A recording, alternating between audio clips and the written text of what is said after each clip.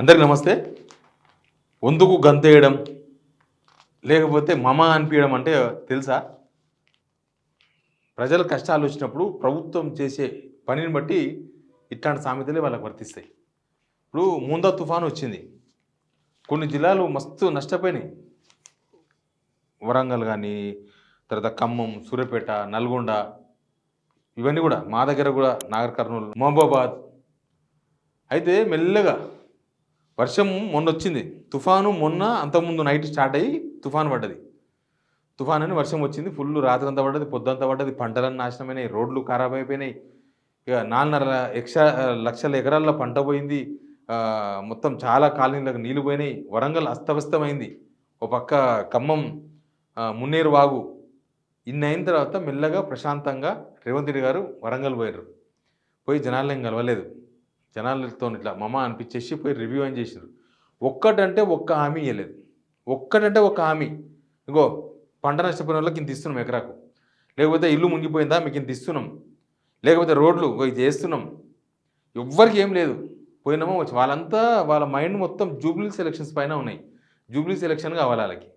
వాళ్ళు అసలు ఈ తుఫాన్ వచ్చే కన్నా ముందు దాదాపు 48 అవర్స్ ముందు నుంచి వాతావరణ శాఖ హెచ్చరికలు జారీ చేస్తే ప్రభుత్వం ఏం రెస్పాండ్ కాలే. అసలు విషయం ఏం తెలుసా? తుఫాన్ ఎప్పుడైనా తుఫాన్ వస్తే ఎక్కువ ఎఫెక్ట్ ఎక్కడ ఉంటుంది?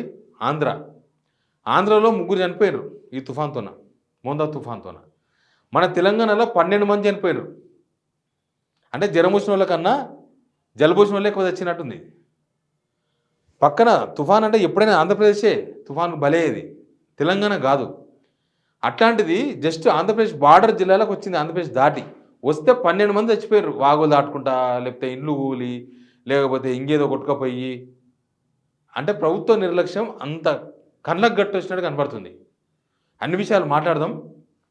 అంతకన్నా ముందు వీడియో షేర్ చేయండి, సబ్స్క్రైబ్ కూడా చేయండి. అసలు ఆ వార్త ఎంత దారుణంగా ఉందంటే, కరెక్ట్గా పంట చేతికి వచ్చే టైంకు, ఇక మొత్తం పంటలు కోసే టైం కదా ఇది, వరి, మక్క, సోయా అంతా చేతికొచ్చే టైం ఇది.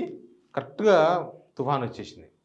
వచ్చి చాలా లక్షలు, 4.5 లక్షలు, దగ్గర 2.5 లక్షల రైతులు సఫర్ దీనివల్ల. ఇంకా ప్రభుత్వం అఫీషియల్గా లెక్క వేయలే, వాళ్ళకు లెక్కేందుకు ధైర్యం కూడా లేదు. ఎందుకు ధైర్యం లేదంటున్నా అంటే, ఒక 1 మంత్ బ్యాక్ కామారెడ్డిలో జరిగింది తెలుసు కదా. ఇప్పటి వరకు ఆడ ఎంత నష్టపోయిందో ఏమైంది అనేది ప్రభుత్వం దగ్గర లెక్క లేదు. అక్కడ ఎమ్మెల్యే ఎల్లారెడ్డి ఎమ్మెల్యే రైతుల బాధ తట్టుకోలేక వాళ్ళ నుంచి తప్పించుకోనికే వరల్డ్ బ్యాంకుకి లేఖ రాసిండు, 100 కోట్లు కావాలి మా రైతుల కోసం అని. అంటే ఈ గవర్నమెంట్ ఏమి ఇవ్వలేదు. రేవంత్ రెడ్డి పొయ్యి వచ్చిండు 1 రోజుల తర్వాత, అయినా రూపాయి ఇవ్వలేదు, ఎవ్వరికి రూపాయి ఇవ్వలేదు. ఇండ్లు మునిగిన వాళ్ళకి ఇవ్వలేదు, పంటలు పాడిన వాళ్ళకి ఇవ్వలేదు. ఇక్కడ ఈడికొస్తే పంటలు మొత్తం 4.5 లక్షల ఎకరాల పంట మొత్తం మునిగిపోయింది. తుమ్మల నాగేశ్వరరావు ఏం చెప్తాడు, మీరు ఎవ్వరు పంటలు కోయకండి, పంటలు కోస్తే మీరు రోడ్డు మీద ఆరబెడతారు, కొట్టుకుపోతాయి. అంటే చేను మీద పంట పోతే గవర్నమెంట్కి రెస్పాన్సిబిలిటీ ఉండదు. అదే రోడ్డు మీద వస్తే గవర్నమెంట్ తిట్టుకుంటారు, కొంటలేరు చూసినావా కొన్నందుకు ఇట్లయిందని. తెలివితోన తుమ్మల నాగేశ్వరరావు తప్పించుకోనికే బాధ్యతల నుంచి మీరు పంట కోయకండి అంటే, ఇప్పుడు పొలంలో పోతే చాలా పోయింది కదా, పొలంలో వరి పంట మొత్తం పండుకున్నది, చాలా ఏరియాల్లో 1000 ఎకరాలు, లక్షల ఎకరాలు పండుకున్నది. అసలు ఒడ్లు రాలిపోతాయి దానిలోనే. దానికి ప్రభుత్వానికి సంబంధం లేదని, నీకు ప్రభుత్వానికి సంబంధం లేదు. రోడ్డు మీద ఆరవేస్తే ప్రభుత్వం తిడతారు అందరు, కాబట్టి మీరు పంటకు పోయకండి అని చెప్పేసి ఒక ఉచిత సలహా ఇచ్చేసింది రైతులకి. రైతులకు అట్లాంటి సలహా ఇవ్వచ్చా? అసలు తెలంగాణలో పంటలకు బీమా లేదు, పంట పోతే ఇవ్వడానికి బీమా లేదు. ఇప్పటి వరకు తుమ్మల నాగేశ్వరరావు 10,000 రూపాయలు ఏదో ఇస్తామని చెప్పిండు. ఇప్పుడు రేవంత్ రెడ్డి ఆడికి వచ్చిండు కదా, వరంగల్ పోయిండు. వరంగల్ పోయి చాలా విచిత్రమైన స్టేట్మెంట్ ఇచ్చిండు. ఒక్కరికి కానీ 10,000 రూపాయలు ఇస్తామని కానీ, 15,000 రూపాయలు ఇస్తామని కానీ ఎక్కడ క్లారిటీ స్టేట్మెంట్ లేదు. చాలా డిఫరెంట్గా మాట్లాడండి రేవంత్ రెడ్డి. అంటే ఇచ్చేది లేదు, సచ్చేది లేదు, ఉత్తగట్ట మాట్లాడాలి కాబట్టి అట్లా మాట్లాడిన ఆయన. చెప్తా, ఆయన స్టేట్మెంట్ కూడా చాలా దారుణంగా ఉన్నది. దాదాపు 2,250 కోట్ల విలువైన అయిపోయినాయంట, రోడ్లు పాడైపోయినాయంట. మనకు తెలుసు కదా ఎట్లా పాడైపోయినావో. ఇవాళ ఏరియా రివ్యూ చేసిండు ఆయన. ఏరియా రివ్యూ కన్నా ముందు ఒక్కసారి వరంగల్ చూద్దాం. వరంగల్లో ఇంకో ఎంత ఎత్తున్నాయి నీళ్ళు, 100 ఫీట్ రోడ్ ఇది. ఇది గురువారం వీడియో ఇది. ఇప్పటికట్లే ఉంది. శుక్రవారం శనివారం పోయినా నీళ్ళు అట్లే ఉన్నాయి. ఇట్లాంటి వీడియోలు చాలా ఉన్నాయి, అన్నీ చూపిస్తే టైం సరిపోదు వీడియో చూపడానికి. ఇదంతా అయిపోయిన తర్వాత ఇవాళ పోయి ఇగో ఏరియల్ వ్యూ అని చెప్పేసి వీళ్ళందరూ వెంబడేసుకుంటారు. వీళ్ళందరూ ఏడున్నారు, వీళ్ళంతా జూబ్లీహిల్స్లో దోశలు వేసుకుంటా, మిరపకాయ బజ్జీలు వేసుకుంటా ఓట్ల వేటలో ఉన్నారు. ఆడ జనమేమో తనలాడుతున్నారు. మినిస్టర్లు, జిల్లా మినిస్టర్లు పోలే, ఇన్ఛార్జి మినిస్టర్లు పోలే. పొంగులేటి శ్రీనివాసరెడ్డి ఇలా కనిపిస్తుంది వీళ్ళు వెంబడి. మరి నేను ఎందుకు పోలే పొంగులేటి శ్రీనివాసరెడ్డి? ఏసీ రూమ్లో కూర్చొని రేవంత్ రెడ్డి ఏమో మినిస్టర్లు పోవాలి, కలెక్టర్లు పోవాలంటారు. మినిస్టర్లు ఏసీ రూమ్లో కూర్చొని కలెక్టర్లకు ఫోన్ చేస్తారు పోయినరా అని. కలెక్టర్లు ఏసీ రూమ్లో కూర్చొని ఎంఆర్ఓలకు ఫోన్ చేస్తారు పోయినరా అని. ఎంఆర్ఓలు కిందోళ్ళకి ఫోన్ చేస్తారు పోయినరా అని. ఎవ్వరు పోరు. ఇక పైన యథా రాజా తథా ప్రజ అన్నట్టు రాజు ఎట్లుంటాడో కింద ఆఫీసర్లు అట్లే ఉంటారు. రాజుగారు జూబ్లీహిల్స్ నుంచి బయటికి రారు, మినిస్టర్లు వాళ్ళ క్వార్టర్ దాటి బయటికి రారు. ఇక కింద ఆఫీసర్లు ఏం చేస్తారు పోయి. ఇంకోటి ఏంటంటే కలెక్టర్ పొయ్యి కూడా వాళ్ళతో రూపాయి కూడా లేదు.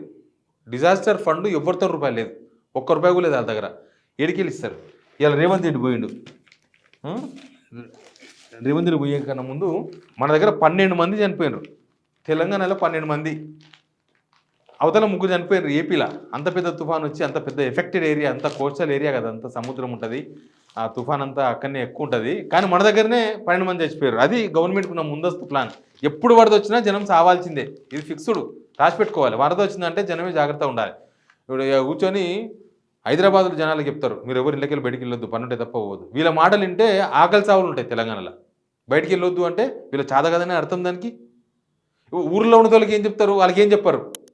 ఇప్పుడు చాలామందికి తెలియనే కదా ఈ రోడ్ల వాగు వంగిందంటే ఆ రోడ్డు బాగుంటుందని అట్లా పోతారు. అట్లా ఎంతమంది చనిపోయినారు? ఒక్క వరంగల్లోనే 4 చనిపోయినారు. ఒక్క వరంగల్ జిల్లాలో 4 చచ్చిపోయినారు.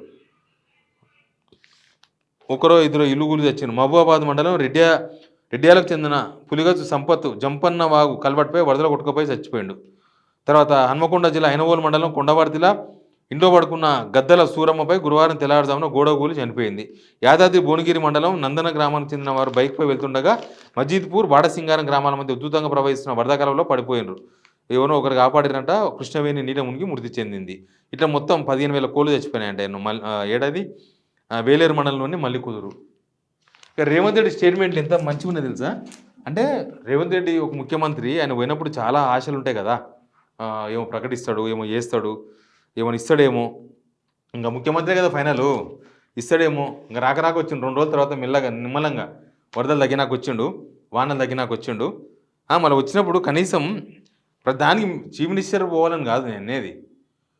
మంత్రులు పోయి ఆ వరదలు ఉన్నప్పుడు పోయి ఆడ నిలబడితే పనిచేస్తారు ఆఫీసర్లు. అంత అయిపోయిన తర్వాత రాజు అప్పుడే కదలాలి, మంత్రులు అప్పుడే కదలాలి, సైన్యం అంతా అప్పుడే కదలాలంటే అప్పటిదాకా మనుషులు బతుకుండాలి కదా. మనుషులు చచ్చిపోయిన తర్వాత మీరందరూ ఏం చేస్తారు? 12 జిల్లాలో తీవ్ర నష్టం జరిగిందంట. రేవంత్ రెడ్డి చెప్పే విషయాలు చెప్తున్నాను. ఇండ్లు మునిగిన ప్రతి ఇంటికి 15,000 ఇచ్చేందుకు ప్రణాళికలు సిద్ధం చేయండి. ఇస్తాం కాదు, ప్రభుత్వం దగ్గర లెక్కలు ఉంటాయి కదా, మేము ఇస్తాం 6 రోజులు కాదు, లెక్క కాదు, అది కాదు, ప్రణాళిక సిద్ధం చేయండి అంటే ఇంకా అది అంతే. వరదల్లో ప్రాణ నష్టం జరిగిన వారికి 5 లక్షల పరిహారం ఇవ్వడానికి ప్రభుత్వం సిద్ధంగా ఉంది. మరి ఎవడాపిండు? 5 లక్షల రూపాయలు ఇయ్యనికే సిద్ధంగా ఉందంట. ఇందుకు సంబంధించిన వివరాలు సేకరించి ఇవ్వాలంట. ఇక్కడనే ఉండదు మెలుక, ఎవడడం బట్టి 5 లక్షల రూపాయలు ఇవ్వకుండా.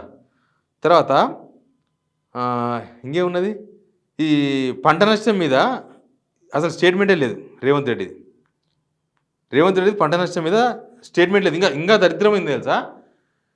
ఇక సెంట్రల్కి వెళ్ళి రావాలి, స్కీములు చెప్తున్నారు. సెంట్రల్ స్కీమ్స్ మనకు రావాల్సి ఉంది, వాటి కోసం మేము పట్టుబడతాం అంటే సెంట్రల్ వాళ్ళు ఇస్తే వీళ్ళు ఇస్తారు.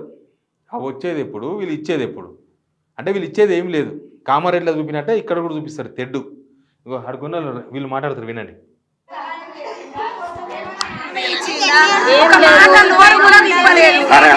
నోరు విప్పంది ఎందుకు వచ్చిండు, ఎందుకు పోయిండు? కట్ట చూసుడైనా జనాలను చూసేయలేదు, జనాల పరిస్థితులు చూడొద్దు. ఇండ్లు కూలినాయి, సామాను పోయినాయి, పిల్లలు ఆగమైండు, భార్యాభర్తలు ఆగమైండు, తినడానికి తిండి లేదు, నీళ్ళల్లో 2 రోజులు సావాసం చేసినాం, నిద్రలు లేవు, ఆగారాలు లేవు, పాములు వచ్చినాయి, తేళ్ళు వచ్చినాయి, పడి చచ్చిపోయినాం. మా దగ్గరికి వచ్చి ఇది మేము చేస్తామమ్మ సహాయము, మేమున్నాము, మన ప్రభుత్వం మిమ్మల్ని ఆదుకుంటుంది అని ఒక్క హామీ కూడా ఇవ్వకుండా వచ్చిండు మౌనంగా.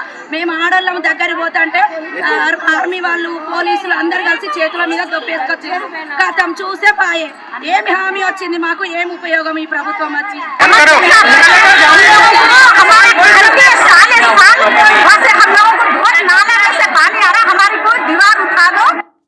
అదే రేవంత్ రెడ్డి వచ్చిండు, పోయిండు, ఏం చెప్పకుండా పోయిండు. మరి ఎందుకు? అంటే జనం ఏమనుకుంటారు అని శూన్యకి పోయినరా? లేతే అసలు ఇంత దరిద్రమైన విషయం అంటే గురువారం నాడు ముఖ్యమంత్రి పోవాలనుకున్నాడంట, వాతావరణం సహకరించకపోవడం వల్ల పోలేదంట. ఇక్కడ నుంచి స్పెషల్ ఫ్లైట్ వేసుకొని సల్మాన్ ఖాన్ కలవనికి పోయిండు. అది కూడా జూబ్లీహిల్స్లో ముస్లిం ఓట్ల కోసము. సల్మాన్ ఖాన్ ఇంటికి పోయిండు. సల్మాన్ ఖానే వచ్చి నేను కలిసినని చెప్పుకున్నారు. వెనక సల్మాన్ ఖాన్ ఫోటో ఉంటుంది. వెనక సల్మాన్ ఖాన్ సల్మాన్ ఖాన్ ఇల్లు కాకపోతే సల్మాన్ ఖాన్ ఫోటో ఎందుకు చూడండి ఒకసారి ఫోటో. ఎన్నో రోడ్డు మీద సల్మాన్ ఖాన్ ఫోటో పెట్టుకుని తిరుగుతుండా? సల్మాన్ ఖాన్ ఇల్లు కాబట్టి సల్మాన్ ఖాన్ ఫోటో పక్కన ఇట్లా పట్టుకొని ఫోటో దిగిండు. దానికి హెలికాప్టర్ సహకరిస్తుంది, మీకు ఫ్లైట్లు సహకరిస్తాయి, వాతావరణం సహకరిస్తుంది. ఈ వరదలో ఉన్న ఫోన్కి మాత్రం మీకు ఎవరికి సహకరించదు. మినిస్టర్లకు సహకరించదు, కలెక్టర్లకు సహకరించదు, ఎవరు ఏం లేదు, రూపాయి విధిల్చేది లేదు. ఉత్త మాటలు మస్తు మాట్లాడతాం. అదే ఇప్పుడు చేసింది ఈ గవర్నమెంట్. ఇక ఎప్పుడు వరద వచ్చినా గుర్తుపెట్టుకోవాలి, ఎవరి జాగ్రత్తలో వాళ్ళు ఉండాలి. ఈ ప్రభుత్వం ఏం చేయదని. Please subscribe signal TV.